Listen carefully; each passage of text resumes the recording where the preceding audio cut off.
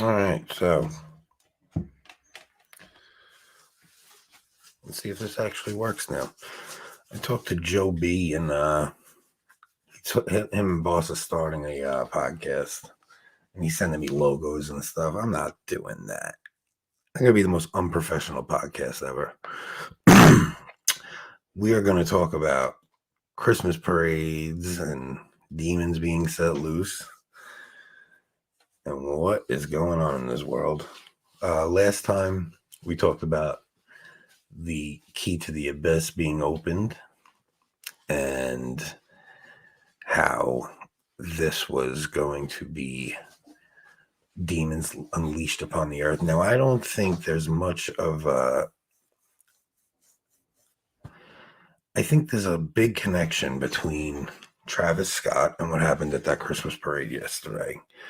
I think that now that these demons are unleashed, you're going to start seeing things like this a lot. Now, I won't be going to any concerts. I won't be going to any large events. I have a friend at work. That's going to New Year's Eve in New York City to see the ball drop. I think he's out of his mind. And I don't think anybody should be doing stuff like that anymore. But a great civilization is not conquered from without until it has destroyed itself from within.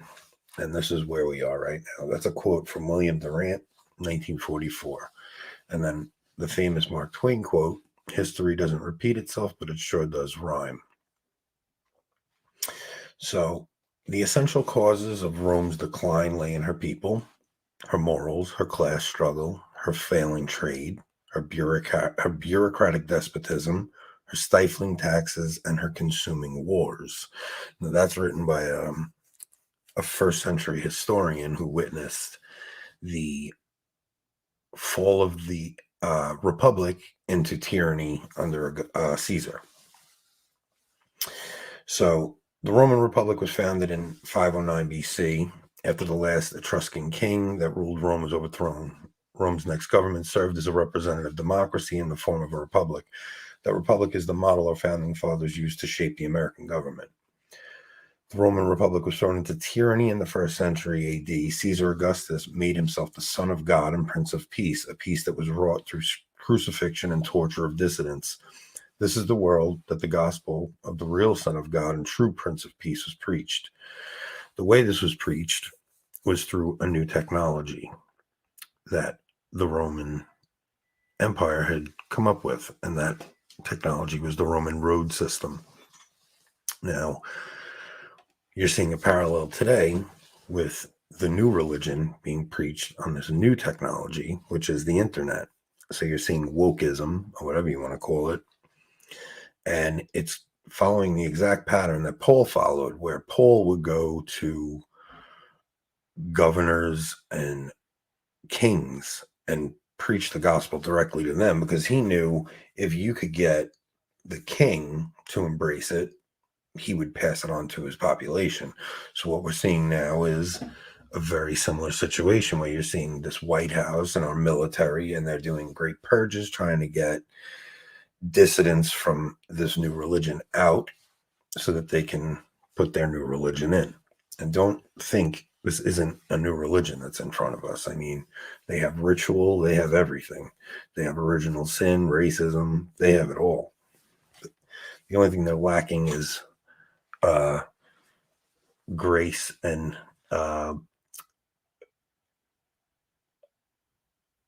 coming, repentance, coming back after making a mistake. So it doesn't matter if you apologize, you'll never be forgiven. So I recently saw an interview with Tom Holland, who wrote the book Dominion. He's not a Christian, he's a secular historian, but he gives you a little glimpse into what people, especially atheists, they think like they don't understand the gravity of what the world was like before Christianity came. They think that humanity would have still developed some kind of a moral framework to work within. And it's just absurd when you think about it. So in ancient Rome, they had the same word for urinate and ejaculate. And they had the same word for a woman's mouth, her genitals, and her back door. And that word was the same word for a urinal, because a woman was viewed as a place for a man to dump his fluids, especially a slave woman. So there's this common idea that Christian sex is repressive and puritanical, boring or square, something that we have to jettison. The idea that Paul is some kind of hung up guy who just turns up when all the Greeks and Romans are having fun, having orgies, and Paul just shows up as a party pooper and ruins everything and kills everyone's entertainment. But Paul's doctrine of sexuality that he preaches is deeply rooted in this idea that slavery is something to overcome, and that everybody has been liberated by the sacrifice of Christ, that every human being, by virtue of Christ's death and sacrifice, now has value. He specifically says that they have bodily integrity, that every man, woman, and child has bodily sacrality. In the case of a woman, it's a reflection of the church. For a man, it's of Christ himself. So if that's the case, it brings a dignity to the household slave that was never there before. So, like I said, they would mistreat their slaves, and not only would they mistreat them, slaves were expected to be urinals for their masters. So what Paul is saying is that they are not able to do this. Like, this is not true, that no one has the right to do this to them. And more importantly, there's an obligation on the male citizen, the master and the Lord, to control his sexual appetite. This is unheard of before Christendom. This new ethic revolutionized society. It radically reshaped the Roman mind and laid the foundation for the West. So it introduces down the line, you get the idea of chivalry. And a lot of this has to do with the cult to Mary, that because we recognize Mary as the greatest jewel of God's creation, and she's a woman, the greatest Christian, the greatest, the crown of God's creation, it made men view women as these sacred, holy things. So they started to treat them properly. Tim Flanders wrote a book, City of God versus City of Man. It just came out. I was on his launch team, so I read it early. And he's got a couple of things about Artemis of Ephesia that were so cool. It was my favorite part of the book. I mean, he has so many good things in it. He talks about St. Patrick, things that I never knew. But Artemis of Ephesia was the Virgin Mother, but she was a demoness. Like, she would come and take your children away, but she was called the Virgin Mother. And St. John brings Mary, the real Virgin Mother, to Ephesus to combat this cult to this false Virgin Mother. But continuing east past Greece and through the Aegean Sea, you catch sight of your destination, the center of worship for the goddess in all the Mediterranean, Ephesus, the fourth largest city in the whole empire. The Persian king of kings once captured the city and brought Persian elements into the rites, but Alexander had liberated the ancient site. Here the virgin demoness had become a mother by melding with ancient veneration to the demon Sibyl, the Persian Anahita, and the Egyptian Isis, creating a sacred site. The whole of Asia Minor, which is now modern Turkey, was dominated by sites founded to the mythical woman warriors, the Amazons, and the power of the Virgin Mother had become a commercial center of demonic rites, with the silver amulet sold throughout the world. The proto-feminist nature is even seen in the deep custom of male priests castrating themselves and dressing like women.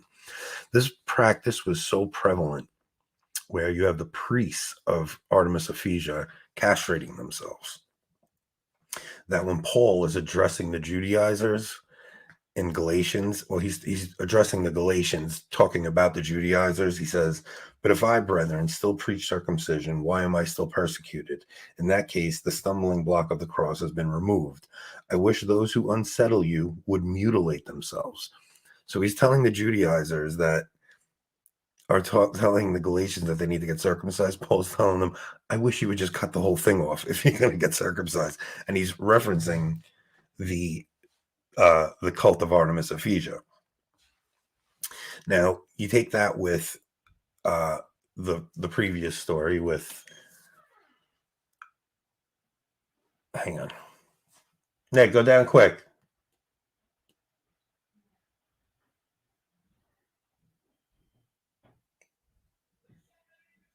Just go down quick.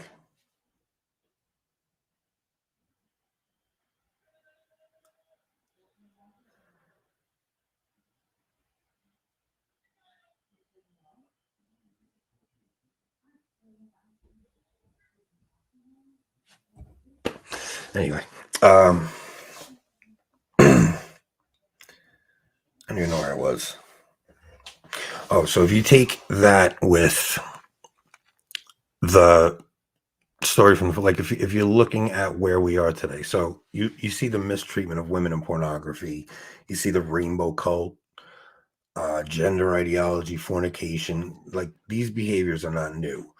These are old gods and goddesses that are coming back, and just people just don't recognize that's what they're doing, is worshiping these old gods and goddesses.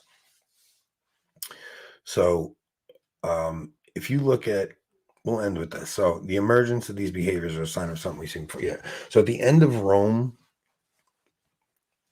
or any society really, like if you look, you see the same patterns emerging, and something with gender dysphoria is always part of it. That, and I mean, it's always orgy culture and things like that. But there's something very specific about men being emasculated. So if if you look at the end of Rome, men become androgynous. There was an assault on masculinity in the culture. Historically, this movement towards androgyny occurs in late phases of culture. As a civilization starts to unravel, you'll see in its art sculptures of, like, that would be very masculine men now become like effeminate little boys. Um, the people who live in these periods, whether it's the Hellenist era or the Roman Empire or even like Weimar Germany, they all think they're so sophisticated. They're like, oh, sexual promiscuity, what's the big deal? Don't, they think they're like cosmopolitan. They think they're, don't be so stuffy about sex. So while this is happening in the morally bankrupt society, which is really just a culture that doesn't believe in itself anymore. Outside, you have this other culture forming who really does believe in the virtues of masculinity and heroic masculinity, and they're beginning to become a problem. So, that could be the barbarians or the Huns, or it could be China, which is happening right now. So, if you look to what China's doing, they're not allowing their population to consume pornography. They're not allowing their population to consume influencers. So on TikTok, the kids get like if they scroll too much, they get like a 5-second break, so you don't get that endless scroll thing that, they won't let kids under 14 even view influencers. So if they go on TikTok, they get science and crap like that, and they're not allowed to see, softcore porn. They ban the rainbow cult straight out. So they're training their children for war. I mean, this is we're looking down the barrel of a Chinese overtaking us. It's they're preparing for war while we're arguing over giving our children chemical castration. So, not to scare the crap out of everybody, but that's where we are. And we're just going to keep looking at these patterns and how they keep coming up. And we're going to try to view history through a typological lens. So we'll see how that goes. Oh, you're supposed to share, like, subscribe. And look, I even got my name down there. Look, my name. I'm getting very professional here. So, yeah, follow me on Twitter and share this and leave comments. I want to interact with people. I either am terrible at that. I'm not going to keep going if I suck. So please let me know. All right.